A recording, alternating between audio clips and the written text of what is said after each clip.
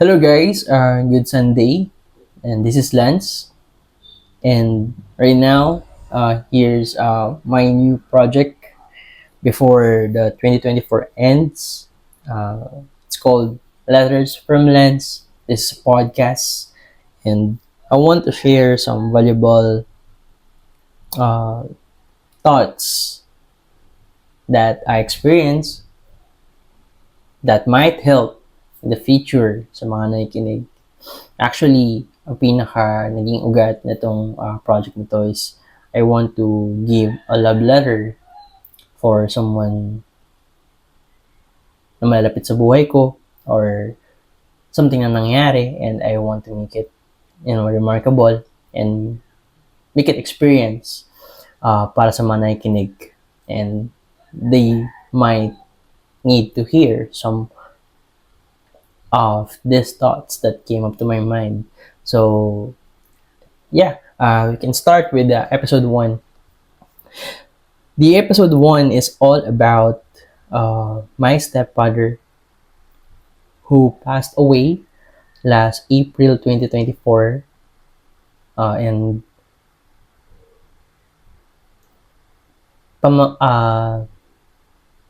lagyan na natin siya ng pamagat. This is the impact my stepdad has made into my life. Tama ba?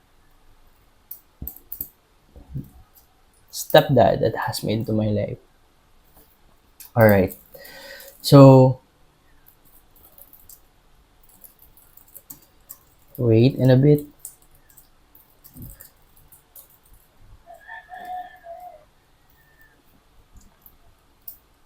Ayun.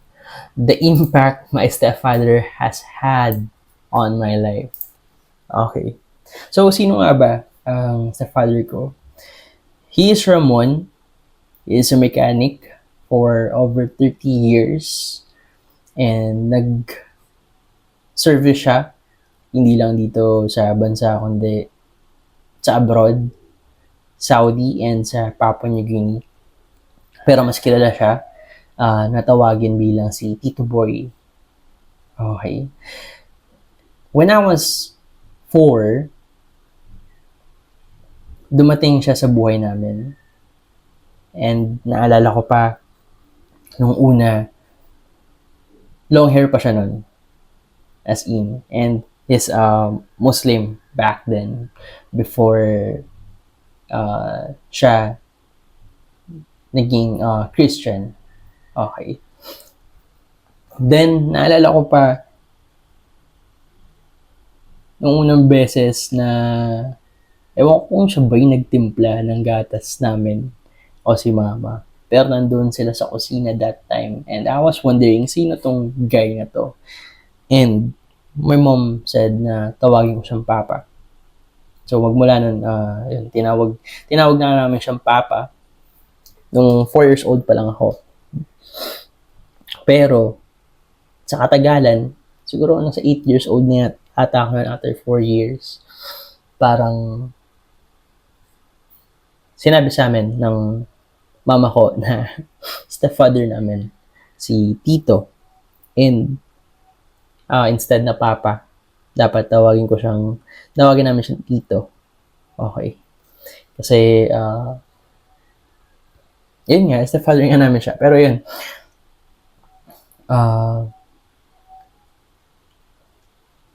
magmula nun, naging Tito Boy na yung tawag namin sa kanya. And nagkasama kami for over 20 years. So imagine, 2004, sa 20 years, 21 years old, 2 decades. Ang dami sinabi, no? But yeah, aside from that, Tito always loved to cook prito. Aside from being a mechanic, he is also a dad to us.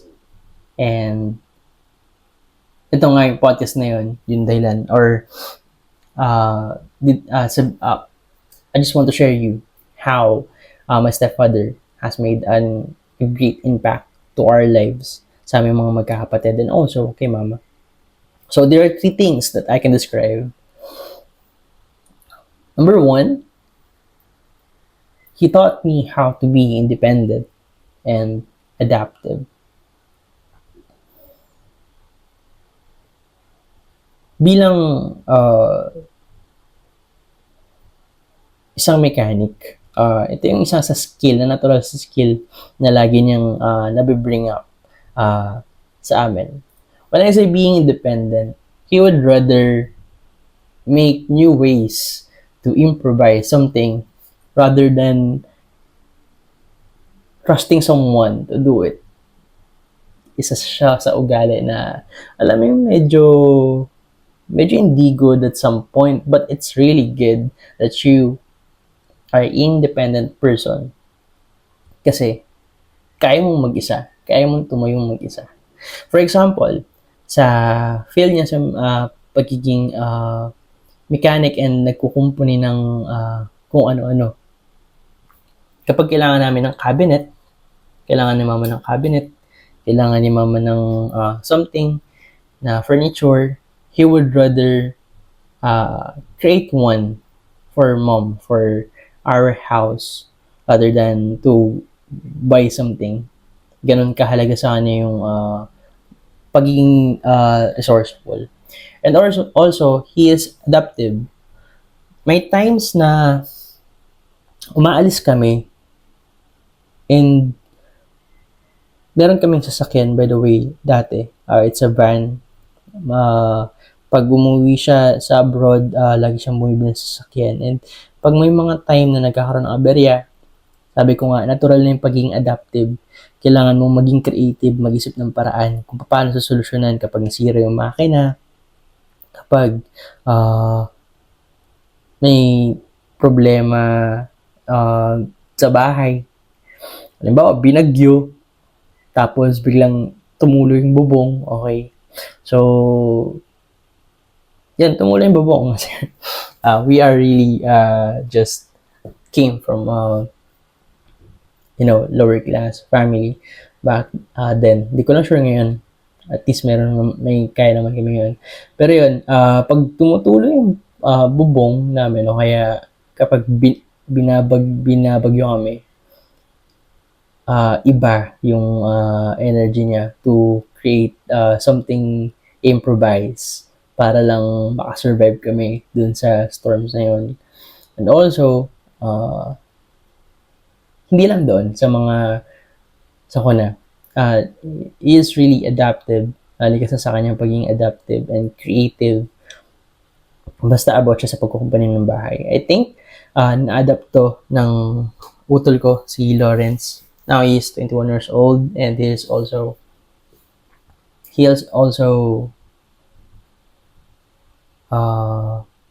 someone na passionate sa pag-repair ng kung ano-ano mga bagay. And I'm happy na yun, isa yun sa naging bonding ng kapatid ko and also my tito. Number 2, the impact my stepfather has had on my life is he taught us how to be contented and be happy with small things. Okay. Sabi ko nga sa inyo, he would rather create something rather than spending, especially a lot of money, just to save from expenses. Okay. Dito na pumapasok yung contentment niya and be happy with the small things. Aside from spending money on something expensive, he would rather check if may mga bagay ba na pwedeng mabili dito na mas mura para lang ma-satisfy yung sarili mo, ganun. So, halimbawa dyan, mga ukay-ukay, okay? And also, kaysa bumili ng sinigang sa karinderya, you would rather cook for us, especially every weekend dati, ng sinigang para lang mas maging kami, mas makatipid kami.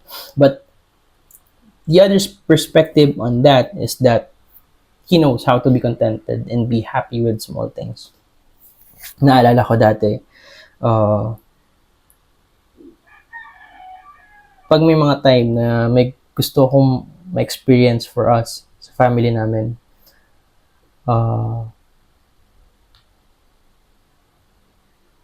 we always consider tito's preference kapag may mga times na halimbawa gusto namin kumain sa restaurant and it's a bit uh, costly, automatic may pag niaya mo si tito doon, tatanggi siya. Kasi, yun, it's not really his lifestyle. He is much happier kapag gumagala lang sa bahay. Ay, pag gumagala lang sa bahay.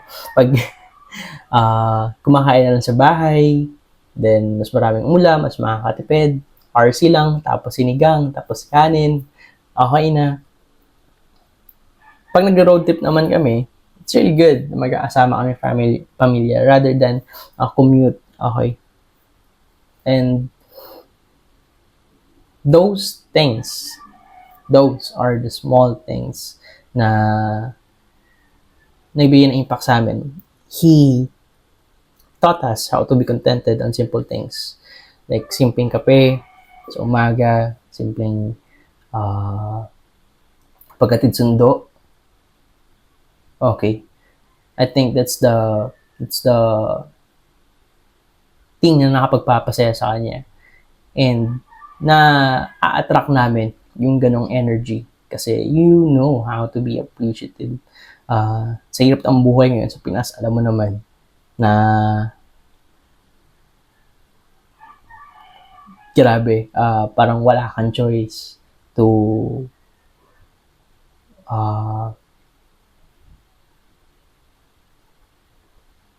wala kang choice para tawag dito, wala kang choice para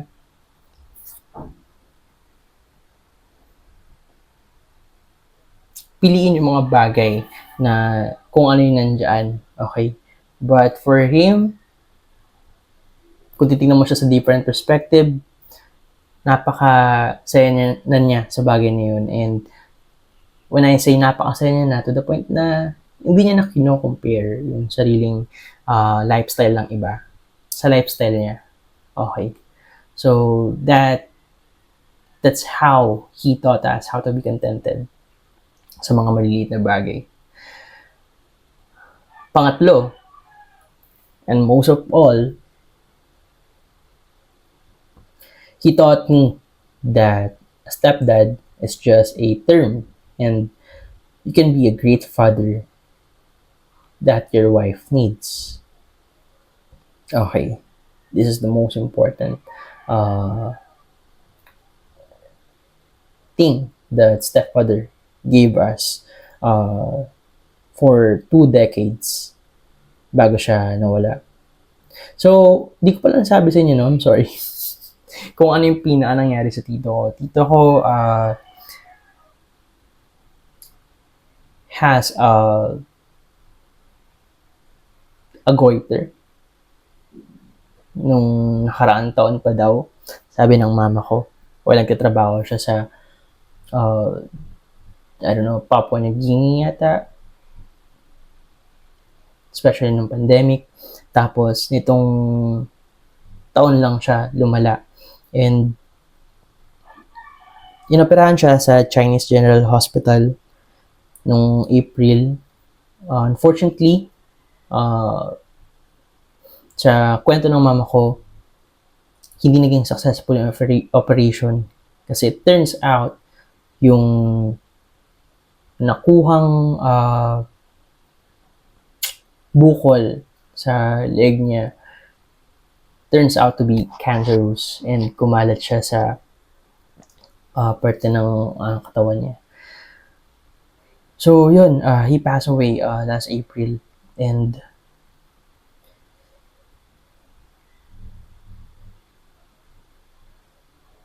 until now, I really miss him so much.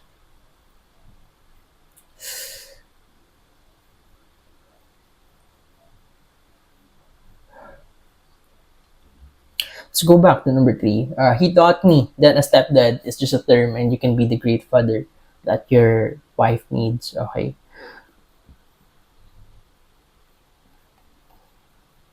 For 2 decades. Okay. For 2 decades, never niya pinaramdam na he is just a stepdad for us. Why? First, sa financial support, he really gave it all. Although meron siyang anak sa una niyang, mga anak sa una niyang pamilya, he never forget about us. Nung bata pa lang kami. Siya na mismo yung nagbibigay ng suporta sa amin nung nag-aaral pa kami mula elementary hanggang high school. And also, kahit pa mag-college yung bawat isa sa amin, nandun yung support niya for that thing. Okay? Although, mas focus siya sa pag-support on how we survive. Especially on foods, especially on transpo and such. Aside from that, sa mga huling taon na nakasama namin siya, kasi nga 'di ba, nag-abroad siya for how many times nung bata kami. Nung 2019 to 2020, nung nagstay na siya dito sa bahay, mas na-feel namin yung pagmamahal niya sa pamamagitan nga rin ng mga malit na bagay. Halimbawa, he always make sure na hinahatid sundo niya ang mama ko nung pag nagtatrabaho siya sa call center sa Alabang. So mga kapatid ko, hinahatid sundo niya rin pag nag-aaral, and also he always offer some help, lalo na sa amin mga magkakapatid. Kung kailangan matulog sa bahay, matulog. By the way, guys, ayun nga, lumipat na kami ng lumipat na kasi ako ng apartment. And pag mula nung lumipat ako ng apartment, every time na magkikita kami ng tito, lagi siya nag-iaya na magstay pa ako little bit longer sa bahay namin, sa original namin bahay sa area. Although, kailangan kong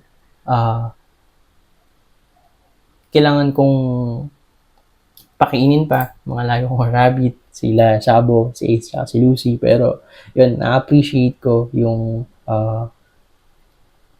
minsan pag-alambing ng tito ko through those sweet gestures. Okay. And also,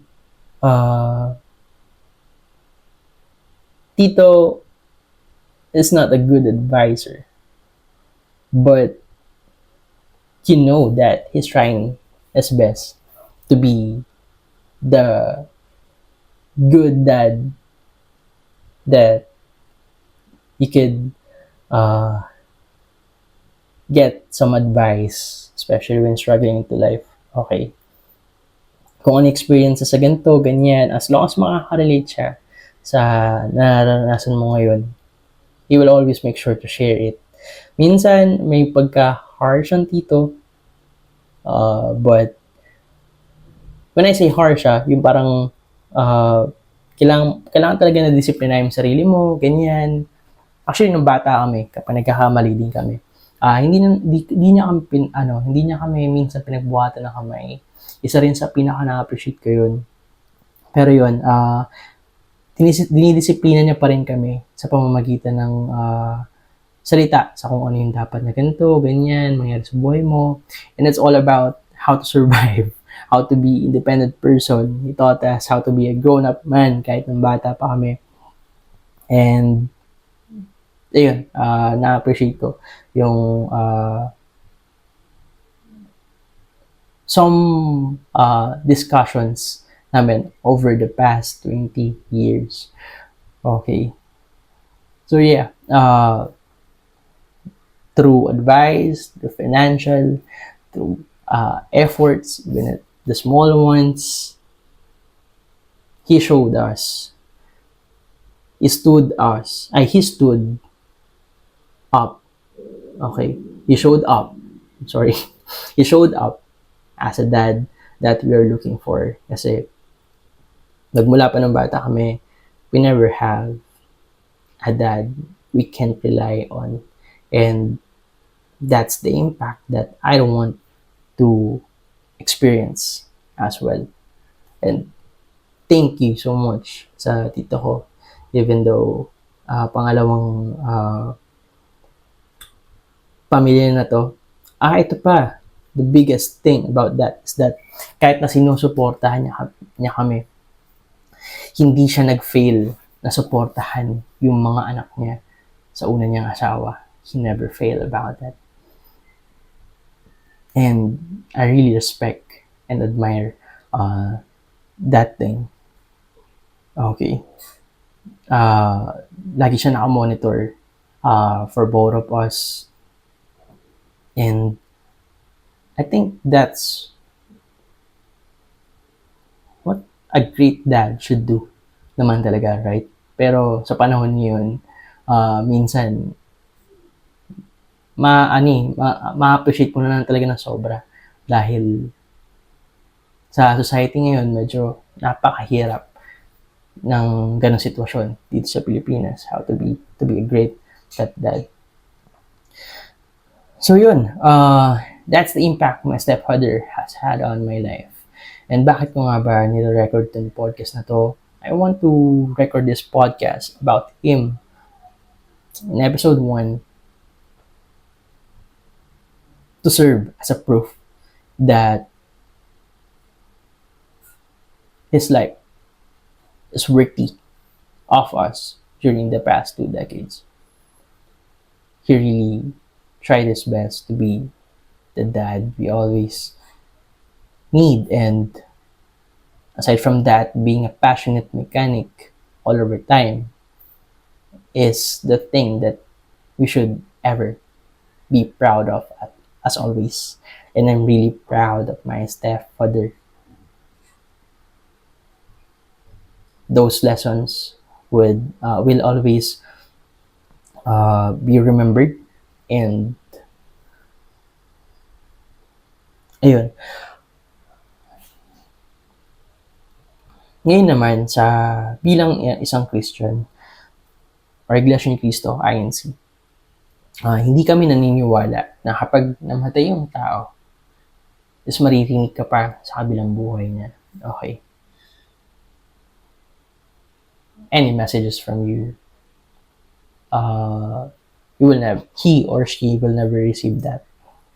Kasi nga, he or she is gone biblically. Okay.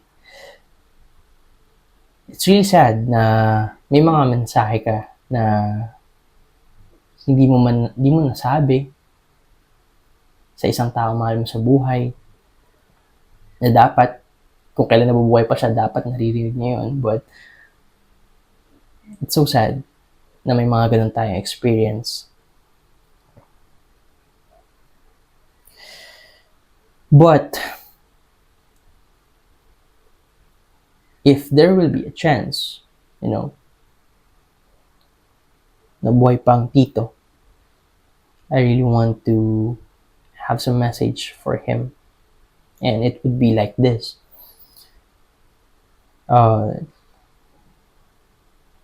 Tito, thank you so much for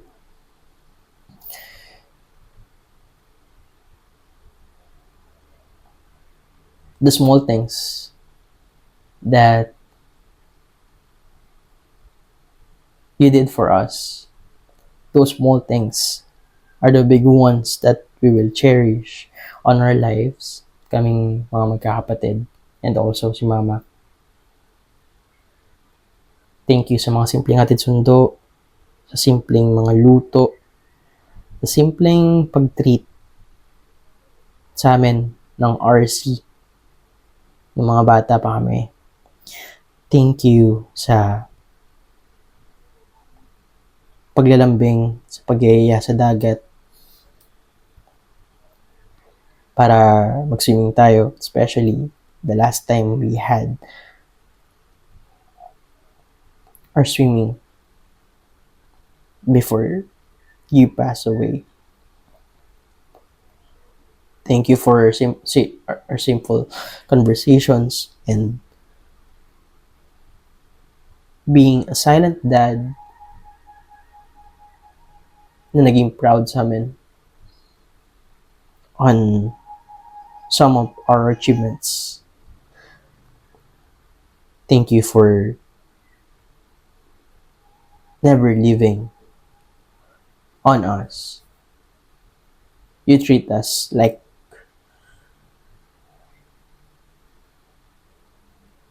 you never treat us like other.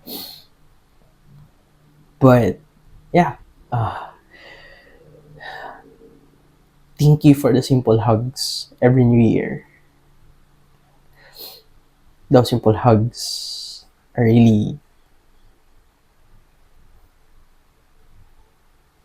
memorable kasi every new year lang tayo hindi every new year lang tayo hindi naiilang para mag-hug sa isa't isa. And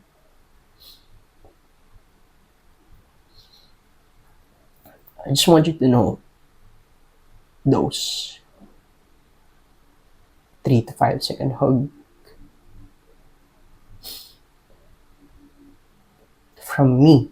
It's the way of saying thank you for being the dad. Thank you for being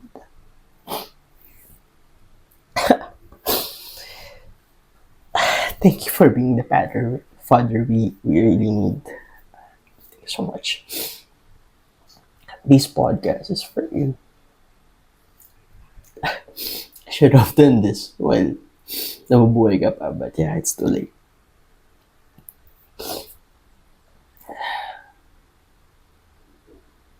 This is a proof that you live a good life, and we are always proud of it. Thank you for never forgetting about us, and we will never forget about you with this podcast. So yan guys,